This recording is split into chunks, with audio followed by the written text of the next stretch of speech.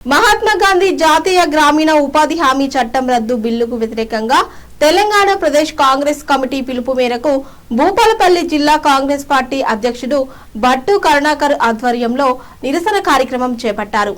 ఈ నిరసన కార్యక్రమానికి ముఖ్య అతిథిగా భూపాలపల్లి ఎమ్మెల్యే గండ్ర సత్యనారాయణరావు హాజరయ్యారు। భూపాలపల్లిలోని సుభాష్ కాలనీ గాంధీ విగ్రహం మహాత్మా గాంధీ విగ్రహం వద్ద కేంద్ర ప్రభుత్వం పేదలు మరియు కూలీల జీవనాధారమైన మహాత్మా గాంధీ జాతీయ గ్రామీణ ఉపాధి హామీ చట్టాన్ని రద్దు చేయాలనే ఉద్దేశంతో బిల్లును తీసుకురావడాన్ని నిరసిస్తూ కాంగ్రెస్ పార్టీ ఆధ్వర్యంలో భారీ నిరసన కార్యక్రమాన్ని నిర్వహించారు। స్థానిక ఎమ్మెల్యే గండ్ర సత్యనారాయణరావు మాట్లాడుతూ మహాత్మా గాంధీ పేరు మీద తలపెట్టినటువంటి ఉపాధి హామీ పథకాన్ని 100 రోజుల పనిని పేరు మారుస్తూ జీరాంజీ పథకంగా పేరు మార్చాలని కేంద్ర బీజేపీ ప్రభుత్వం చేసినటువంటి నిరంకుశ పాలనకు వ్యతిరేకంగా కాంగ్రెస్ పార్టీ ఆధ్వర్యంలో నేడు గాంధీ విగ్రహం ముందు నిరసన కార్యక్రమాలు చేపట్టడం జరిగింది। ఈ నిరసన కార్యక్రమంలో కాంగ్రెస్ పార్టీ నాయకులు, ప్రజా ప్రతినిధులు, వివిధ అనుబంధ సంఘాల నాయకులు, కార్యకర్తలు పాల్గొన్నారు। మహాత్మా గాంధీ గారి ఆశయాలను మహాత్మా గాంధీ గారి ఆశయాలను जोहार महात्मा गांधी जी, जोहार महात्मा गांधी जी, కొనసాగిద్దాం మహాత్మా గాంధీ గారి ఆశయాలను, కొనసాగిద్దాం మహాత్మా గాంధీ గారి ఆశయాలను। జై కాంగ్రెస్, జై కాంగ్రెస్, జై కాంగ్రెస్।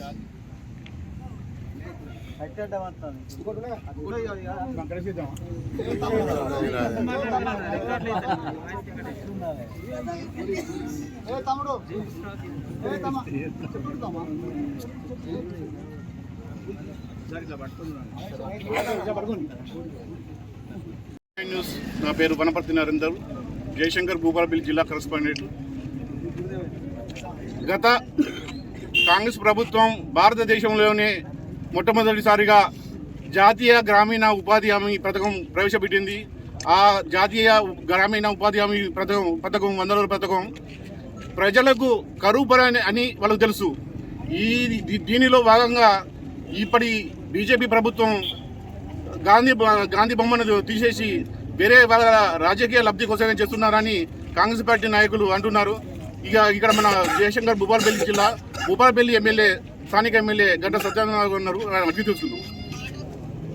2005లో ప్రపంచ దేశాలు పెట్టని విధంగా పేదవాని కడుపు నింపాలని జాతీయ గ్రామీణ ఉపాధి పథకం దేశ స్వతంత్రం కొరకు పోరాడి ఈరోజు ప్రాణ త్యాగాలు అర్పించినటువంటి గాంధీ తాత పేరును పెట్టి వారి యొక్క బొమ్మను, వారి యొక్క ఫిగర్ను ఈరోజు జాతీయ స్థాయిలో, భారతదేశ స్థాయిలో కూడా పథకాన్ని పెట్టి రోజు 1 గంట 2 గంటలు పనిచేసే విధంగా పేదవాని కడుపు నింపే కొరకు ఆనాటి యూపీఏ చైర్మన్ శ్రీమతి సోనియా గాంధీ గారి నేతృత్వంలో ప్రధానమంత్రిగా ఉన్నటువంటి డాక్టర్ మన్మోహన్ సింగ్ గారు, అదేవిధంగా ఉభయ కమ్యూనిస్టుల సహకారంతో ఈరోజు జాతీయ ఉపాధి పథకాన్ని తీసుకురావడం ప్రపంచ స్థాయిలోనే హర్షించదగినటువంటి ఇది ఒక స్కీమ్ను ప్రపంచ దేశాలు కూడా కొనియాడాలి।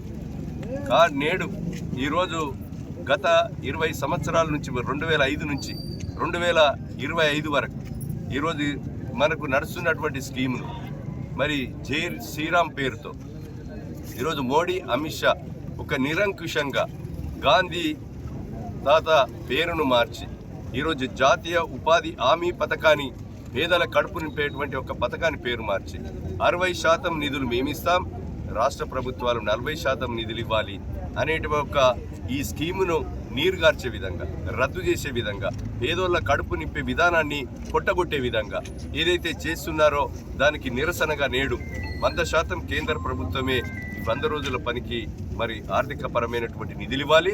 గాంధీ తాత ఈ దేశం కొరకు పోరాడినటువంటి ఆ యొక్క జాతీయ ఉపాధి హామీ పథకాన్ని పేరును మార్చకుండా ఈరోజు ఉంచాలనేటువంటి ఆలోచనతో కాంగ్రెస్ పార్టీ ఏఐసిసి రాష్ట్ర పిసిసి పిలుపు మేరకు దేశవ్యాప్తంగా నిరసన కార్యక్రమాలు ఈరోజు ఈ దేశం కొరకు పోరాడినటువంటి గాంధీ తాత మరి స్టాచ్యూల ముందు నిరసన కార్యక్రమం శాంతియుతంగా చేయడం జరుగుతూ ఉంది।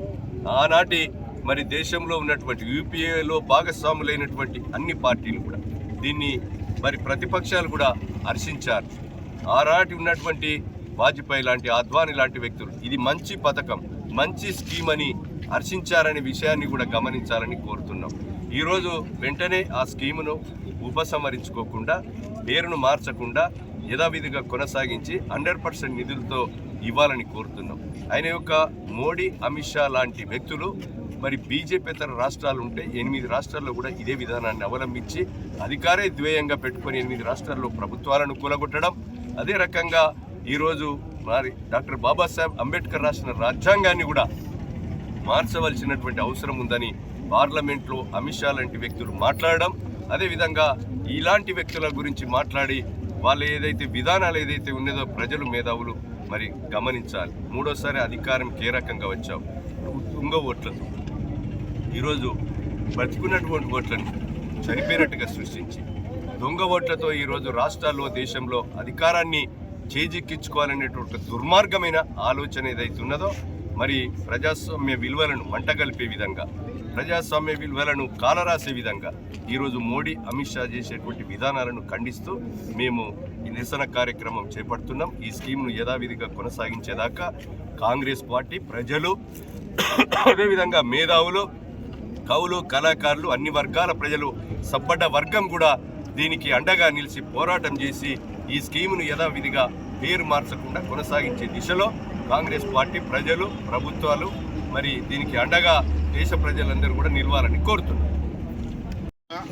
పేద ప్రజల పొట్టగొట్టడానికే ఈ మూడోసారి బీజేపీ ప్రభుత్వం వచ్చింది. ఈ పేద ప్రజల పొట్టగొట్టకుండా అందరికీ న్యాయం చేయాలని వాళ్ళు కోరుతున్నారు.